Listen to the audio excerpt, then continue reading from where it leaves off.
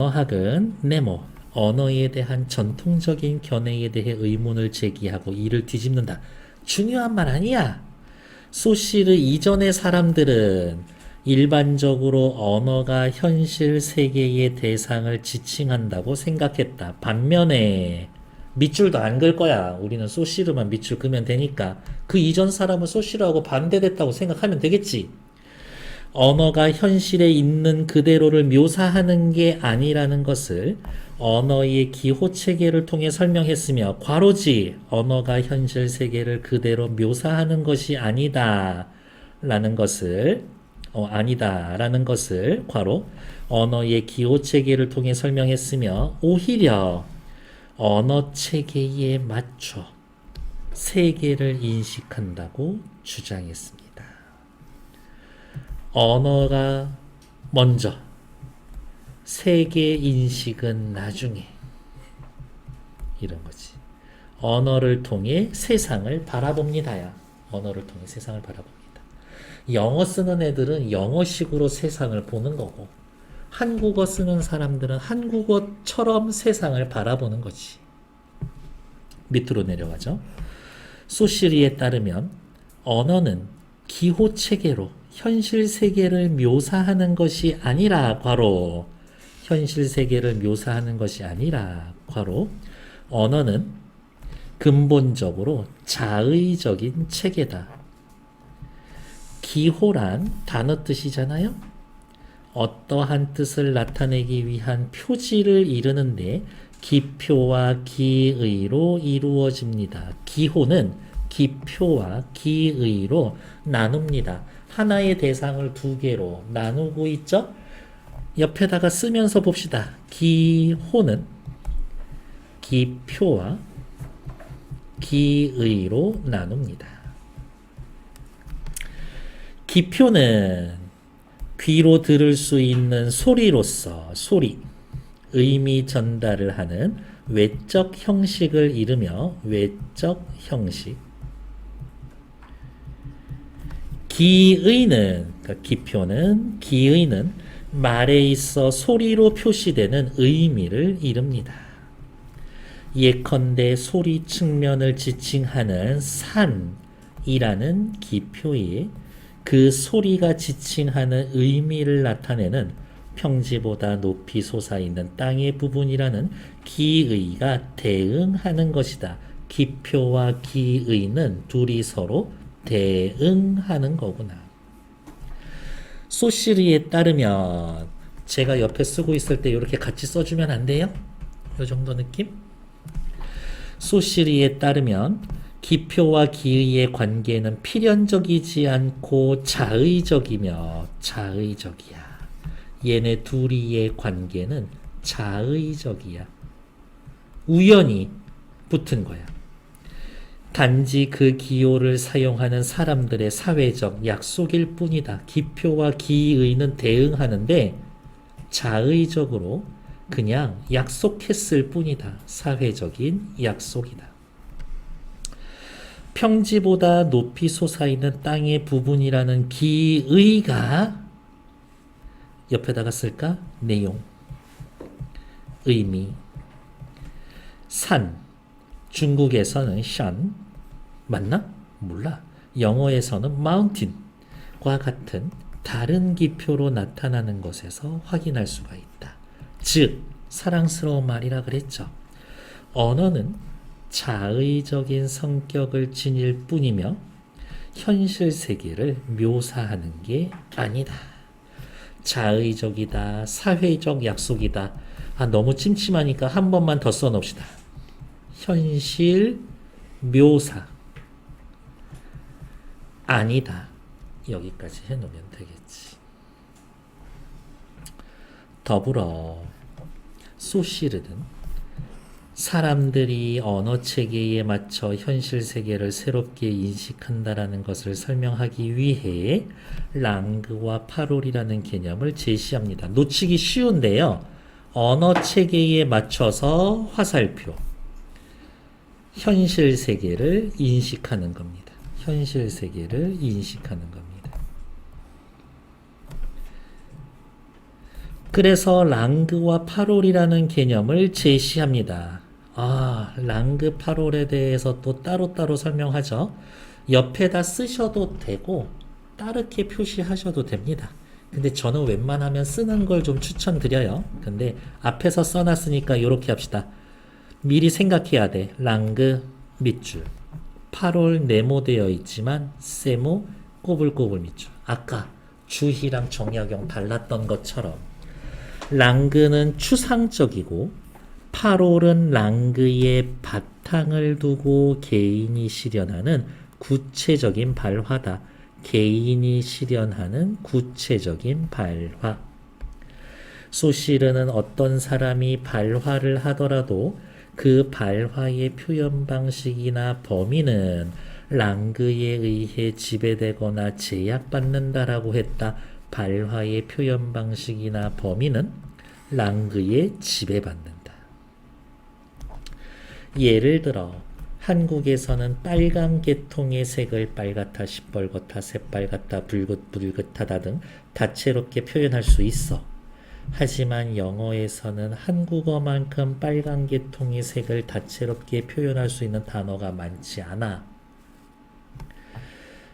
따라서 소시르는 영어를 사용하는 사람들이 실제로는 다양하게 존재하는 빨간 계통의 색을 그들이 사용하는 랑그에 맞게 인식한다라고 본다. 이 말은 무슨 말이야? 랑그가 인식을 지배한다야. 언어가 인식을 지배한다야. 예를 들어서 여기 잠깐만 볼게요. 밑줄 긋지 마세요. 색깔 빨간색 이렇게 4개 갖다 놓고 한국 사람한테 자 이거 색깔 몇 가지예요? 라고 하면은 4가지요 라고 대답할 수 있다고. 근데 영어 쓰는 애들은 레드 하나 이렇게밖에 얘기 못한다는 거지. 왜? 걔네들은 구별해 놓는 언어가 없으니까. 결국 얘도 정말 사랑스러운 말이죠. 정리해 주겠다는 얘기잖아요. 영혼 없이 밑줄 그어도 돼. 랑그의 차이에 따라 세계를 인식하는 방식이 달라진다. 일반적으로 사람들은 어휘를 선택하고 그것을 언어 체계에 맞추어서 발화하는 주체가 자신이라고 생각합니다. 하지만 밑줄 안 긋기 잘했네. 소시르는 발화의 진정한 주체는 발화자가 아니라 랑그다. 여기 괄호 칠까? 발화자가 아닌 랑그다. 결국 사랑스럽죠. 소시르의 언어학은 언어가 현실 세계를 수동적으로 재현하는 수단이 아니며 괄호 오히려 언어가 현실 세계를 구성한다 라는 생각을 함축적으로 보여줍니다. 헷갈리면 이렇게 화살표 표시하면 되지. 언어가 현실 세계를 구성합니다. 옆에 92번 OX 보러 갈게요. 가 언어에 대한 특정한 이론을 소시르의 이론 소개하잖아요. 사례를 들어서 예를 들어 엄청 많았었는데 빨간색 모색하고 있다. 일단 반은 맞지. 언어에 대한 상반된 주장을 제시해서 괜찮아. 소시르와 소시르 이전 절충하고 있다? 틀려. 기억나? 절충이란 말 들어가면 99.9% 틀린 말이라고. 언어에 대한 관점이 통합되어 간다? 그럴 리가. 언어에 대한 이론을 시대순으로 나열한다? 그럴 리가. 게다가 공통적인 특성도 아니지. 소시르와 소시르 이전 공통점 얘기한 거 없어. 언어에 대한 다양한 이론을 소개하며 그래. 각 이론이 지닌 의의와 한계, 소시르 이론에 한계 있어요? 없지. 탈락. 가만히 읽고 1번 답이야. 나중에 나 읽고 확인 사살하러 오면 됩니다. 다음 옆에 볼게요. 93번 해야지. 랑그 8홀에 대한 이해로 가장 적절한 건 뭐였지? 랑그가 8홀을 지배합니다. 헷갈리면 가달락의 세 번째 줄, 랑그는 밑줄이었고 8홀은 꼬불꼬불 밑줄이었었는데 그거 찾으러 가도 됩니다. 랑그는 현실 세계를 재현하는 수단이라고요? 현실 세계를 재현하는 거는 언어지 랑그 그 자체는 아니야. 탈락. 추상적 체계는 8홀이 아니라 랑그죠. 추상적인 건 랑그야. 개인이 실현하는 구체적인 거는 랑그가 아니라 8홀이지. 8홀의 표현 방식은 랑그에 의해 제약을 받는다. 정답. 그래서 이렇게 아까 화살표 표시해 놓은 것 같은데 랑그가 8홀 지배한다고? 랑그는 8홀을 바탕으로 발화자가 주체라고? 아니야. 어디가 있어? 네 번째 단락 셋째 줄 보세요. 진정한 주체는 발화자가 아니라 랑그라 그랬어. 진정한 주체자는 랑그야. 그래서 5번 탈락. 정답은 4번. 됐나요? 앞으로 넘어가서 나달락 마저 읽고 문제 또 시간 잠깐 드릴게요.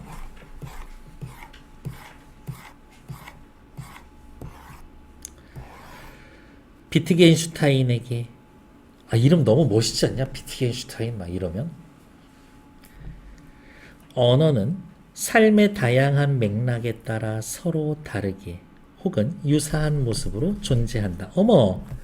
언어는 삶의 다양한 맥락에 따라 다르게 존재합니다. 그럼 화살표 방향이 이렇게네. 삶의 다양한 맥락에 따라 언어가 바뀔 수 있겠네. 이에 따라 비트겐슈타인은 언어를 이해하는 것은 그것을 어떻게 사용될 수 있는지를 이해하는 것이라는 단어 뜻이죠. 의미 사용 이론을 제시합니다. 의미 사용 이론 뭐라고요? 언어를 이해하는 것은 그것이 어떻게 사용됐는지 이해하는 것이다. 언어를 이해하는 건 그것이 어떻게 사용되는지 이해하는 것이다. 비트겐슈타인은 언어를 배우는 것은 일상 활동들의 맥락에서 언어를 어떻게 사용하고 또한 타인의 언어를 어떻게 반응하는지 배우는 것이라고. 비트겐슈타인 씨, 언어를 배운다라는 것은 뭡니까? 맥락 속에서 쓰는 겁니다.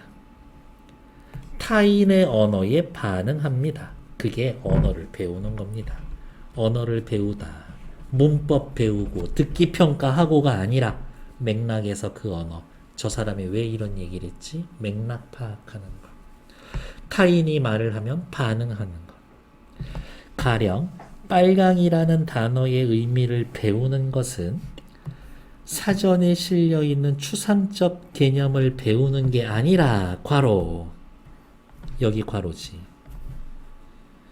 실제 미술 시간에 눈앞에 있는 빨간 사과를 그려보라는 교사의 말에 물감 중 필요한 빨간색을 골라서 사용하는 겁니다.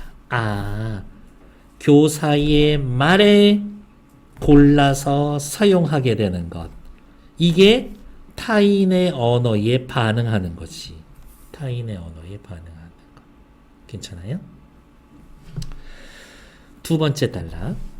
비트겐슈타인은 이러한 의미 언어의 사용 이론을 설명하기 위해 언어를 게임에 설명합니다.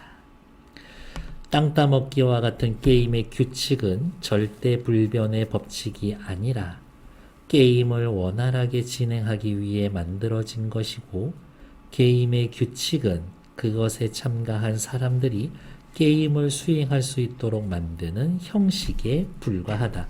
게임의 규칙은 형식에 불과하다. 이렇게 언어를 게임에 대해 설명한다라는 것은 곧 다시 설명하겠다라는 말이잖아요. 언어가 그것을 사용하는 사람들의 구체적 활동과 관련해서만 의미가 있다는 것을 보여줍니다. 비트겐슈타인은 언어가 사람들의 삶과 엉켜 있으면서 사람들의 삶을 반영한다라는 것을 언어의 모호성을 통해서 설명합니다. 언어의 모호성. 우리 집 엄청 커. 선생님이 타고 다니는 자동차 좀 작아. 여러분들 머릿속에 제 집의 크기와 자동차의 크기가 다 제각각일걸? 크다, 작다라는 표현들은 사람에 따라서 의미가 다르게 사용되기 때문에 듣는 사람에게 모호하다라는 느낌을 줄 수 있다. 하지만 이와 같은 표현, 어떤 표현? 모호한 표현이 없다면 정확한 크기를 알 수 없는 경우에 대해서는 언급 자체를 할 수가 없다. 모호한 표현이 있기 때문에 정확하지 않은 표현도 할 수 있었던 거야. 더욱이 사람들은 간혹 의도적으로 모호한 표현을 사용하기도 합니다. 따라서 비트겐슈타인은 밑줄 언어에 존재하는 불명확성이 단점이 아니라 장점이 될 수도 있고 높은 수준의 명확성이 융통성의 여지를 없앨 수도 있습니다. 요리할 때 쓰는 단위들이 진짜 좀 애매하지 않나? 한 꼬집, 적당히,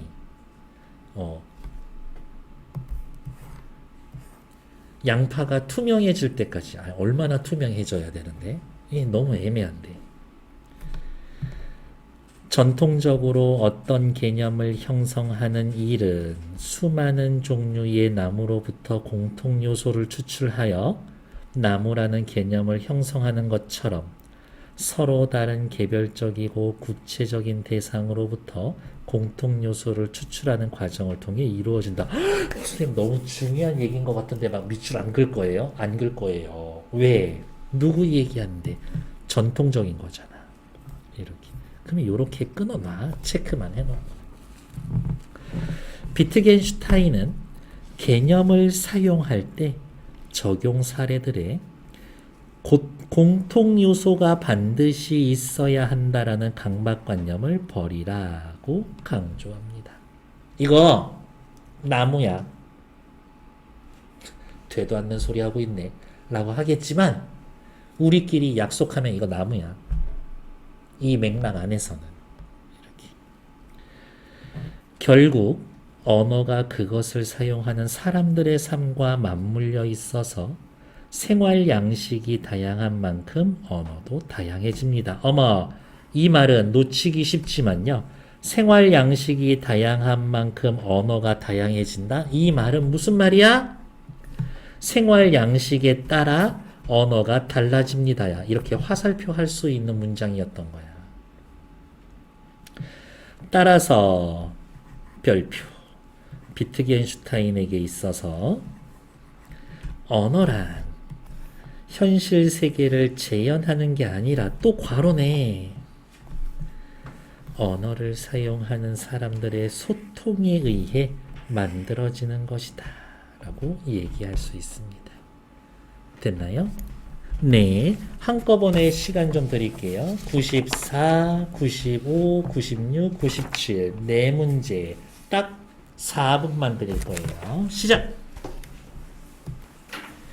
영어에서는 오징어와 문어의 구분은 존재하지만 문어의 날 있는 거 알아요? 어린이날 5월 5일처럼 문어의 날 몇 월 며칠이게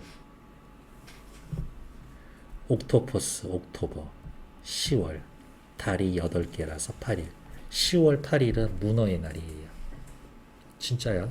누가 정했는지는 모르겠지만 이렇게 귀엽지 않아? 문어의 날. 쭈꾸미와 낙지를 나타내는 단어는 없습니다. 이들에 대한 생물학적 학명은 존재하지만 일상적인 단어가 아니므로 그러한 단어는 존재하지 않는 것과 같다. 이 영어권의 외국인 대부분은 낙지와 문어를 잘 구분하지 못할 뿐더러 맛도 구분하지 못하는 경향이 있다. 이거 말고 예를 들면 은행나무 있지, 은행나무. 걔네는 은행나무라는 단어 자체를 모르더라고. 우리나라만 있나봐. 소시르 입장에서 영어권의 외국인들은 낙지와 문어를 삐리리 인식해. 어떻게? 구분 안 해. 비슷하다고 보는 거지. 비슷하게 인식합니다.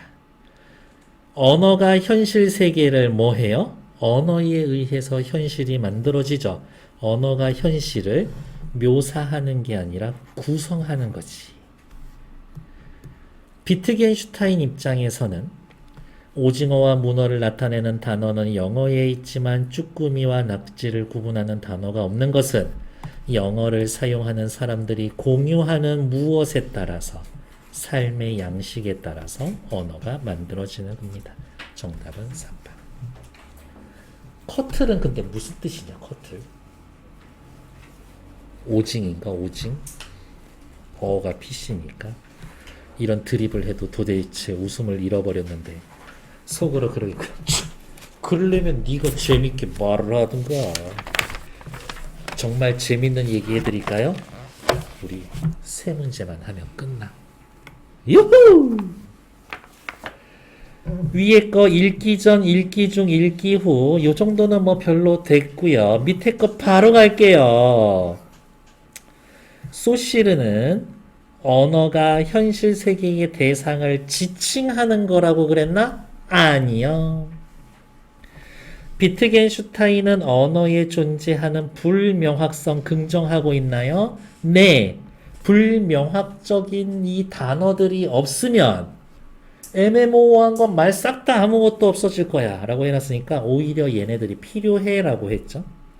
소시르와 비트겐슈타인 모두 언어에 대해 전통적인가요? 둘 다 전통적인 것과는 다르게 얘기하지.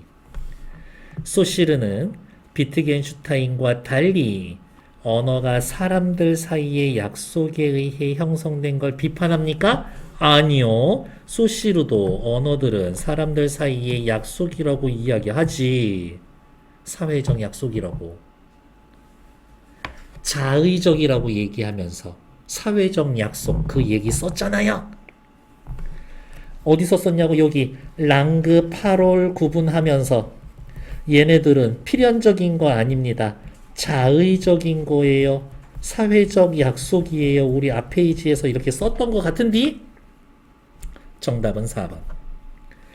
비트겐슈타인은 소시르와 달리 언어를 사용하는 사람들의 맥락에 따라 다르게 사용되는 걸 부정합니까? 아니요. 긍정하고 있죠. 맥락에 따라서 달라집니다. 라고 했으니까요. 됐나? 다음 옆에 96번. 읽은 후 활동에서 다른 학자의 견해를 찾았대요. 한번 읽어볼게요. 말소리와 지시물 간에는 직접적인 관계가 없으며 개념이 말소리와 직접적으로 연결이 됩니다. 저기에 밑줄 그으면 안 되네. 소리와 지시물은 관계가 없고 개념이 말소리와 관련이 있습니다. 지시물은 개념을 통해 말소리와 간접적으로 연결이 되어 언어는 일정한 의미를 형성합니다. 지시물은 개념을 통해 소리와 연결이 됩니다. 즉 지시물과 직접 연결되는 건 개념이지 말소리하고 이렇게 연결되는 것은 아니죠. 소시르 의견하고 조금 비슷한 것 같은데 개념이 말소리와 직접적으로 연결된다라는 A의 입장과 유사하게 지시물이 개념과 연결된다라는 것은 소시르가 언어가 기표와 기의의 대응을 통해 이루어진다라고 주장합니다. 나쁘지 않죠. 그러면 쓸 수 있겠는데 개념 밑에다가 뭐라고 쓸까? 기의, 말소리, 기표 이렇게 해놓으면 되겠지. 1번 괜찮아. 2번 언어가 일정한 의미를 형성하게 된다라는 A의 입장과는 달리 비트겐슈타인은 언어는 소통에 의해 만들어지는 겁니다. 그렇죠. 소통에 의해서 만들어진다고. 다음 B니까 B 읽고 올게요. 언어란 현실 세계를 재현하는 수단이며 언어는 현실 세계의 재현 수단. 언어의 의미는 언어가 구체적으로 지시하는 대상이다. 의미는 대상이다.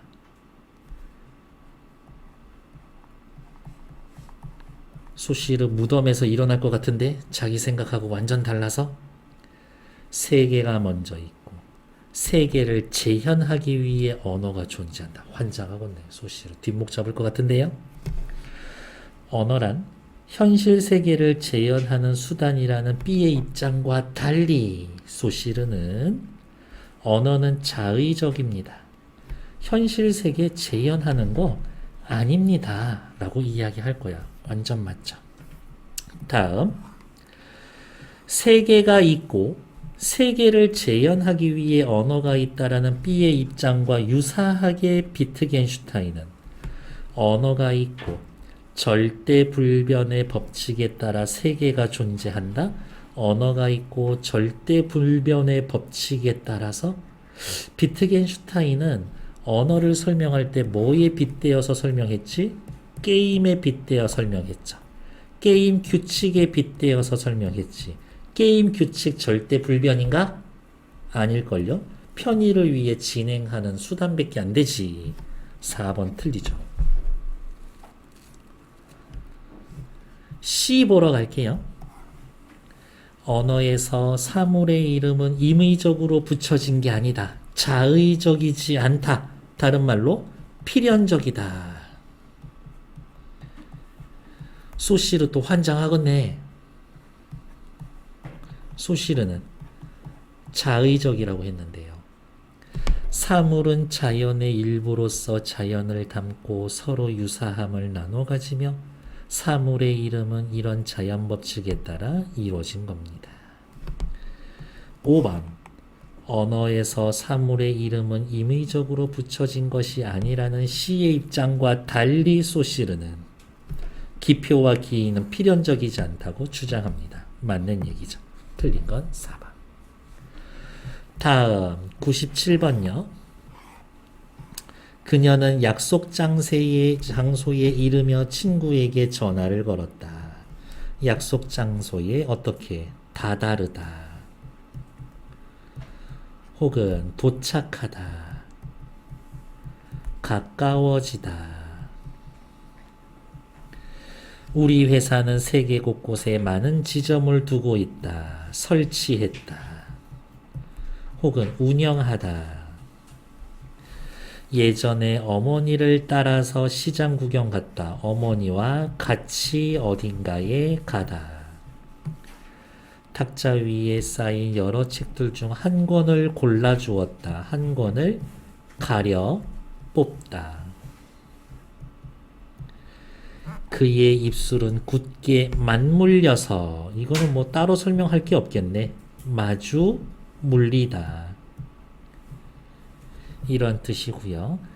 요 뜻으로 쓰여져 있는 것들 각각 찾으면 맞는 건 4번. 이렇게 확인하시면 되겠죠. 됐을까요? 오케이.